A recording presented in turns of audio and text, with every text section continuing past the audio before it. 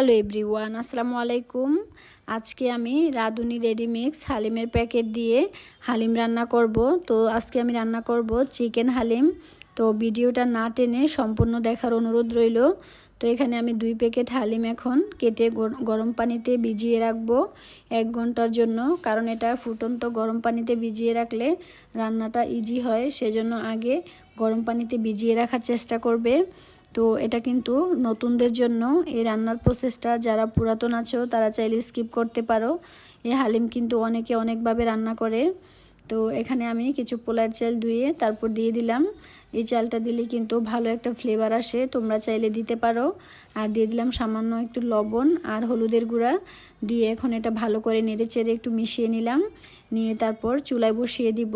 তো চুলায় না, আমি এখানে বসাচ্ছি মাল্টি কুকারে। তবে মাল্টি কুকারে রান্না করতে আমার কাছে সবচেয়ে বেশি ভালো লাগে।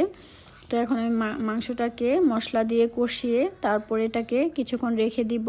তো এরই মাঝে আমি পেঁয়াজের বেরেস্তাটা করে নিব। তো পেঁয়াজের বেরেস্তা আমার করা হয়ে গিয়েছে, এখন আমি এটাকে উঠিয়ে রেখে দিব, কারণ এটা নেক্সটে আমার কাজে লাগবে।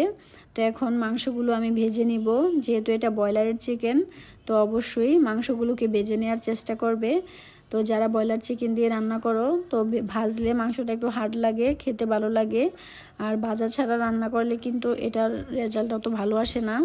তো আমি এখানে মশলাটাকে সম্পূর্ণ কষিয়ে নিব সেই একই তেলের মধ্যে। তো দিয়ে দিলাম লবণ, মরিচ, হলুদের গুঁড়া, আদা রসুন সব কিছু দিয়ে এখন মশলাটাকে ভালো করে কষিয়ে নিব। আর দিয়ে দিলাম এখানে আমি ম্যাজিক মশলার প্যাকেট একটা। আর এখন আমি যেই রাঁধুনি রেডিমিক্স হালিমের প্যাকেটের সাথে মশলা থাকে, এখানে 2 প্যাকেট ছিল, তো আমি 1 প্যাকেট দিয়ে দিয়েছি মাংস কষানোর সময়। তো এখন মাংসটাকে আমি আস্তে আস্তে ভালো করে কষিয়ে নিয়েছি। তো মাংস কষানো আমার শেষ হয়ে গেছে। তো এরই মাঝে আমার হালিমটাও রান্না কমপ্লিট হয়ে গেছে।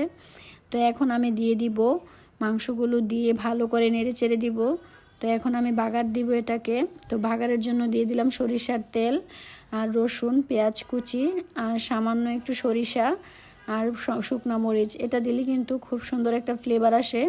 আর দিয়ে দিলাম মরিচের গুঁড়া, হলুদের গুঁড়া। এটা চাইলে তোমরা স্কিপ করতে পারো, কারণ এটা দিলে খুব সুন্দর একটা কালার আসে, সেজন্য আমি দিয়েছি। তো দিয়ে এখন ভালো করে এটাকে নেড়ে চেড়ে দিব।